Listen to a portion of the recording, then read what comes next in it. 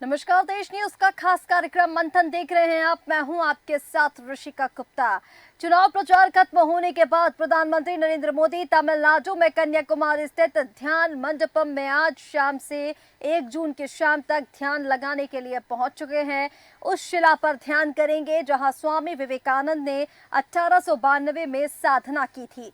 स्वामी विवेकानंद समुद्र में तैरकर उस शिला पर पहुंचे और शिला पर ध्यान लगाया था। इसके बाद उन्होंने विश्व धर्म संसद में अपना ऐतिहासिक भाषण दिया था। वहीं प्रधानमंत्री नरेंद्र मोदी के कन्याकुमारी के रॉक मेमोरियल पर ध्यान लगाने की खबर सामने आने के बाद से ही हमलावर विपक्ष हो चुका है। राज्यसभा सांसद और पूर्व कांग्रेस नेता कपिल सिब्बल ने कहा कि अगर पीएम वहां प्रायश्चित करने जा रहे हैं तो अच्छा है, क्योंकि जिस इंसान को विवेक का अर्थ नहीं पता वह क्या ध्यान लगाएगा। वहीं इधर टीएमसी सुप्रीमो और बंगाल की मुख्यमंत्री ममता बनर्जी ये कह रहे हैं कि अगर नरेंद्र मोदी के इस ध्यान को टेलीविजन पर दिखाया गया तो उनकी पार्टी इलेक्शन कमीशन में शिकायत दर्ज कराएगी। ममता का कहना है कि ध्यान का टेलीकास्ट करने से आचार संहिता का उल्लंघन होगा। उधर मोदी के ध्यान के खिलाफ कांग्रेस चुनाव आयोग पहुंची है। मोदी के इस कदम को आदर्श आचार संहिता का उल्लंघन बताया जा रहा है। यानी अब प्रधानमंत्री नरेंद्र मोदी के ध्यान से पूरे विपक्ष में घमासान मचा हुआ है और इसी मुद्दे पर आज चर्चा करेंगे। खास पैनल हमारे साथ जुड़ चुका है, उनका परिचय आपसे करा देते हैं। ऋचा सिंह भारतीय जनता पार्टी से प्रवक्ता हमारे साथ जुड़ चुकी है। ऋचा जी, बहुत स्वागत है। देवेंद्र सिंह कांग्रेस प्रवक्ता हमारे साथ जुड़ चुकी है। देवेंद्र जी, आपका बहुत स्वागत है। प्रकाश श्रीवास्तव आम आदमी पार्टी प्रवक्ता हमारे साथ जुड़ चुके हैं। प्रकाश जी, आपका बहुत स्वागत है। इसी के साथ नीरज मेहरे वरिष्ठ पत्रकार हमारे साथ मौजूद हैं। नीरज जी, बहुत स्वागत है। और ऋचा जी, मैं शुरुआत आपसे करना चाहूंगी, क्योंकि प्रधानमंत्री नरेंद्र मोदी ध्यान के लिए तो निकल गए हैं, लेकिन इधर पूरे विपक्ष में जिस तरह से घमासान मचा हुआ है, विपक्ष ये आरोप लगा रहा है कि ये चुनाव आयोग का उल्लंघन है, आचार संहिता का उल्लंघन है। क्या कहेंगे ऋचा जी? प्रधानमंत्री मोदी की अथक परिश्रम के बाद 206 ताबड़तोड़ रैली करने के बाद 80 से ज्यादा मीडिया को इंटरव्यू देने के बाद और जनता से करने के बाद आज सातवें चरण का चुनाव का कैंपेनिंग खत्म हो तो के बाद के सुदूर इलाके कन्याकुमारी में और सबसे पहले उन्होंने भगवती अम्मन मंदिर में माँ भगवती की आराधना की है। और ये वही माँ भगवती है, जब आप आराधना करते हैं तो आप वैष्णो माता के आगे सिर झुकाते हैं। मुंबई की मुंबा देवी उसमें शामिल होती है, विंध्य पर्वत की विंध्याचल माता भी शामिल होती है, और ढाका में जो चला गया माता देवी भी उसमें शामिल होती है। और साथ ही साथ जो कश्मीर में वहाँ पे एक श्लोक पढ़ा जाता है, वो मैं आपको बता दूं कि नमामि शारदा देवी कश्मीर पूर्वाचिनी, कश्मीर में जिन शारदा देवी के मंदिर को ध्वस्त कर दिया गया उसकी भी आराधना वहां पे होती है। और आज आदरणीय प्रधानमंत्री मोदी जी वहां पहुंच चुके हैं और आराधना कर रहे हैं। इसके बाद वो विवेकानंद रॉक, जो हिंदुओं की आस्था स्थल का केंद्र बिंदु है, वहां पर आएंगे और ध्यान लगाएंगे। आप मुझे बताइए कि विपक्ष के लोग जिनको ना भारत की संस्कृति का ज्ञान है, ना सनातन परंपरा का ज्ञान है, ये सनातन को और राम की कल्पना को ही जो आज तक अस्वीकार करते थे, और इनको भारत के संविधान का भी ज्ञान नहीं। अगर इनको भारत के संविधान का ज्ञान होता तो इनको ये मालूम होता कि और विश्वास का अधिकार किसी का भी मूल अधिकार है, और कौन कहाँ पे अपनी व्यक्त करेगा, कौन कैसे ध्यान लगाएगा, ये किसी का भी मूल अधिकार है। लेकिन दिक्कत ये है कि विपक्ष के वो ही लोग इसका विरोध कर रहे हैं सर झुकाने जाते थे। आप बड़ा नेता पर सिर झुकाना, लेकिन आदरणीय प्रधानमंत्री सनातन जहाँ विवेकानंद जी ने समाज ठीक है ऋचा सिंह जी, ठीक है ऋचा सिंह जी, कुछ तकनीकी समस्या है, आपकी आवाज ठीक से नहीं पहुंच पा रही है, लेकिन जिस तरह से आप यहां पर बता रही हैं। अब देखिए देवेंद्र सिंह जी, अगर प्रधानमंत्री नरेंद्र मोदी ध्यान के लिए जा रहे हैं तो ये चुनाव आयोग के नियमों का उल्लंघन कैसे है? आप ये बताइए, ध्यान लगाना क्या उल्लंघन है? जबकि भारतीय जनता पार्टी तो ये कह रही है कि अगर आप इसका विरोध करेंगे तो जनता उतना ही बीजेपी के सपोर्ट में जाएगी। कि ध्यान लगाना, धार्मिक आस्था, ये नियमों का उल्लंघन कैसे है? देवेंद्र जी, देखिए, निश्चित तौर पर मैं स्पष्ट रूप से कहना चाहता हूं आपके चैनल के माध्यम से कि ये निश्चित तौर पर चुनाव आचार संहिता का खुला खुला उल्लंघन है।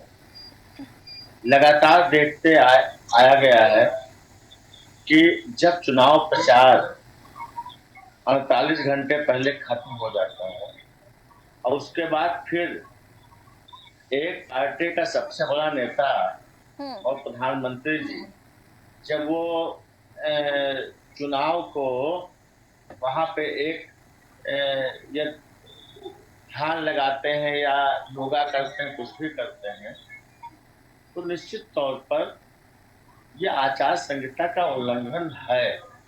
क्योंकि जिस तरीके से जो है जनता को प्रभावित करने का और चुनाव आचार संहिता का जो जो नियम होता है उसका पालन बिल्कुल नहीं किया जाता है।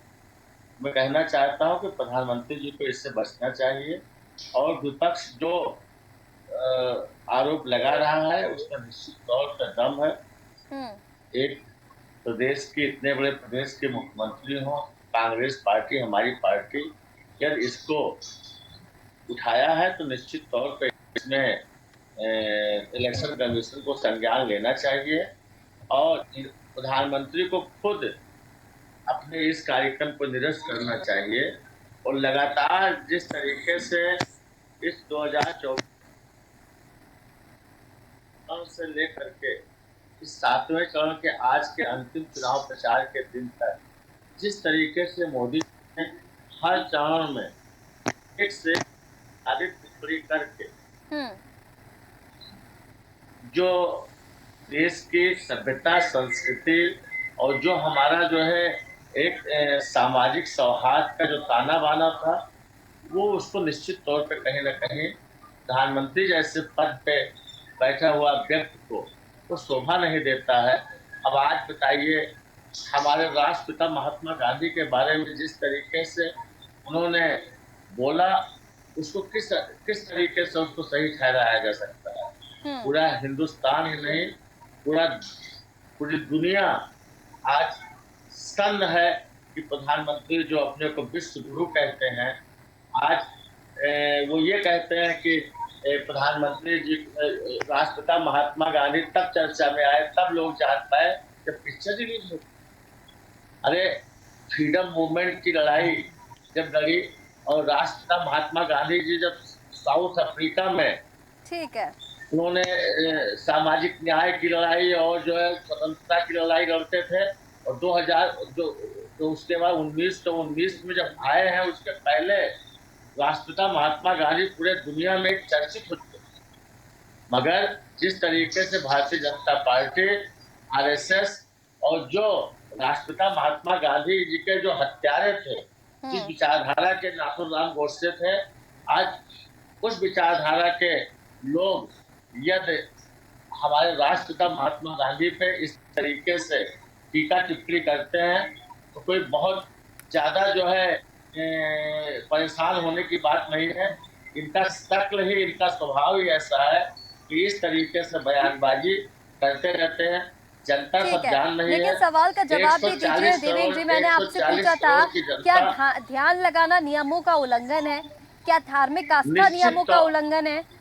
देखिए ये मतदाताओं को 7वें चरण में प्रभावित करने का सीधा ये हथकंडा है और कुछ नहीं है। निश्चित तौर पे इलेक्शन कमीशन को अपने नियमों में उसको देखना चाहिए कि प्रधानमंत्री जी इस तरीके से कर रहे नियम सबके लिए बराबर होता है, चाहे आम आदमी हो चाहे बड़ा सा बड़ा पद पे बैठा हुआ व्यक्ति हो। ठीक है देवेंद्र जी, ऋचा जी से जवाब ले लेते हैं इसका। इलेक्शन कमीशन को इस पे जो है कार्रवाई करनी ही चाहिए। ठीक है ऋचा जी, देवेंद्र जी की बातों का जवाब दीजिए। वो ये कह रहे हैं कि अंतिम पड़ाव पर आखिरी छोर पर ये प्रधानमंत्री जिस तरह से ध्यान पर जा रहे हैं कन्याकुमारी में ये सिर्फ हथकंडा है। देखिए बड़ा ही हास्यास्पद है कि अगर कोई संविधान के अनुरूप अपनी आस्था अपने ध्यान अपने किसी भी तरीके की उपासना के अधिकार का प्रयोग करता है तो वो भी कांग्रेस पार्टी को हथकंडा लगता है, क्योंकि कांग्रेस पार्टी ने सदा से ही सनातन का विरोध किया है भारतीय संस्कृति का विरोध किया है और भारत की आत्मा का भी विरोध किया है। इनको ये जिस बात को हथकंडा कह रहे हैं, ये आदरणीय प्रधानमंत्री मोदी जी ने पूरे विश्व को जो वसुधैव कुटुंबकम का भाव लेकर चलते हैं और आज भारत माता के दर्शन के लिए, भारत माता की जो ध्यान लगाने के लिए वो वहां पे पहुंचे, अगर इसमें इनको हथकंडा नजर आ रहा है तो ये इनकी अपनी सोच हो सकती है। इनको बिल्कुल जाना चाहिए चुनाव आयोग, इनको बिल्कुल चुनाव आयोग आना चाहिए। आप तो प्रभु श्री राम के अस्तित्व को नहीं स्वीकार करते थे, आप तो प्रभु श्री राम के अस्तित्व को नहीं स्वीकार करते थे, आप तो सनातन को अपमान करते हैं। आप लोग राम मंदिर पे निमंत्रण के बावजूद 550 साल के बाद जिस राम मंदिर का निर्माण हुआ, जो करोड़ों करोड़ लोगों की आस्था का केंद्र है, आप उसके अस्तित्व को भी स्वीकार करते हैं। ठीक है ऋचा जी, सबसे मूल अधिकार ऋचा जी मैं आपके पास भी वापस लौटूंगी। प्रकाश श्रीवास्तव जी हमारे साथ बने कहना चाहती हूँ, ऋषिका दी, मैं एक अंतिम बात कहना चाहती हूँ कि कांग्रेस पार्टी के कुमार जो राहुल गांधी जी एक संविधान का गुटका लेकर घूम रहे हैं, उसको उन्हें पढ़ना भी चाहिए, केवल उसका प्रयोग वोट के लिए नहीं करना चाहिए। अगर वो पढ़ते तो उनको पता होता कि आस्था किसी का भी व्यक्तिगत विषय है। ठीक है ऋचा जी, जवाब लूंगी मैं इसका। लेकिन प्रकाश श्रीवास्तव हमारे साथ आम आदमी पार्टी के प्रवक्ता बने हुए हैं। प्रकाश जी सीधा आपके पास आते हुए अब ये बताइए, सार्वजनिक जगहों पर जाने में कोई रोक कैसे लगा सकते हैं? नियमों का उल्लंघन कैसे हो सकता है? आचार संहिता का उल्लंघन कैसे हो सकता है? किसी की धार्मिक आस्था, आप देखिए, आप अगर आपकी कोई भी धर्म में आस्था है, अगर आप मंदिर जाएंगे तो इसको आचार संहिता का उल्लंघन मानेंगे क्या? अगर आप कहीं ध्यान लगाने बैठेंगे, किसी जप में बैठेंगे तो इसे आचार संहिता का उल्लंघन कहा जाएगा क्या? और इसी ऋषिका जी सबसे पहले आपको नमस्कार, आपके सभी दर्शकों को नमस्कार और यहाँ पे बैठे हुए सभी प्रवक्तागणों को मेरा नमस्कार। देखिए ऋषिका जी, किसी भी तरीके से, ठीक है सुन लीजिए प्रखर जी, बंगाल की मुख्यमंत्री ममता बनर्जी भी ये कह रही है कि अगर इसे दिखाया गया, इसे टेलीकास्ट किया गया तो इसको लेकर वो शिकायत करेंगी। क्या सार्वजनिक करना तस्वीरें, आप किसी मंदिर में गए हैं, आप कोई जप कर रहे हैं, इसका वीडियो फोटो अगर आप किसी सोशल मीडिया पर डालते हैं और अभी जब डाले जा रहे हैं तो क्या ये आचार संहिता का उल्लंघन है? आप जवाब दीजिए। ऋषिका जी सबसे पहले आपको नमस्कार, आपके सभी दर्शकों को मेरा नमस्कार और यहाँ पे बैठे हुए सभी प्रवक्ता गणों को मेरा नमस्कार। देखिए ऋषिका जी, बात स्पष्ट है, ये देश चलता है बाबा साहब भीमराव अम्बेडकर के द्वारा दिए गए संविधान के अनुसार। ये जो इलेक्शन कमीशन का भी जो गठन हुआ है वो बाबा साहब भीमराव अम्बेडकर जी ने उसमें एक प्रावधान, जैसे कि चुनाव अगर होगा तो इलेक्शन कमीशन ऑफ इंडिया के अनुसार से होगा। देखिए स्पष्ट है कि ठीक चुनाव से 24 घंटे पहले, 48 घंटे पहले चुनाव प्रचार सब बंद हो जाता है और ठीक जहां पर 7वें चरण का चुनाव सर पर लगा हो और आप विपक्षी दल किसी प्रकार से कोई आपत्ति नहीं जताता कि आप कहीं पे मंदिर जाओ, पूजा जाओ, मगर उसका प्रोपोगेंडा करके जाना ये अशोभनीय चीज लग जाती है। और आज अभी मैं अपनी बहन को सुन रहा था, वो वासुदेव कुटुंबकम की बात कर रही थी। अरे मैं इनको ये याद दिलाना चाहता हूँ कि मेरी प्यारी बहन, आप जिस पार्टी से वास्ता रखती हैं, जिस पार्टी से आप तारुफ रखती हैं, वो वासुदेव कुटुंबकम में नहीं को यकीन रखता है। वो भाई को भाई से लड़ाने में, हिंदू को मुसलमान से, सिख को ईसाई से, अगड़े को पिछड़ी जाति से, ये इस राजनीति पे आपको चलता है। ये लोग ऋषिका जी इतने निर्लज लोग हैं, इन्होंने तो गाना बनवा डाला कि जो राम को लाए हम उनको लाएंगे। ठीक है प्रखर जी, हैसियत क्या है? ये मेरे भगवान राम को लेकर। ठीक है प्रखर जी, लेकिन ये बताइए आप मुझे, सुन लीजिए पहले, जनता पार्टी ये बताइए आप मुझे। ठीक है ऋचा जी मैं आपके पास आऊंगी, बड़ा मजाक कुछ नहीं हो सकता है। ऋचा जी मैं आपके पास आऊंगी। प्रखर जी ये बताइए, संविधान में कहाँ लिखा है कि आप पूजा अर्चना नहीं कर सकते, आप तपस्या नहीं कर सकते, या आप कहीं ध्यान में लीन होने नहीं जा सकते? ये कहाँ लिखा है?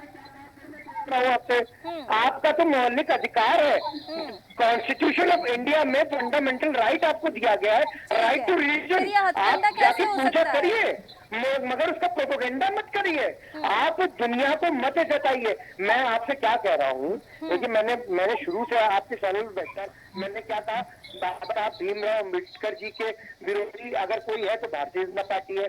बाबा साहब भीमराव अम्बेडकर के अगर संविधान का कोई विरोधी है तो वो भारतीय जनता पार्टी है। और ये प्रमाण के साथ बोल रहा हूँ, ऐसे नहीं बोल रहा हूँ।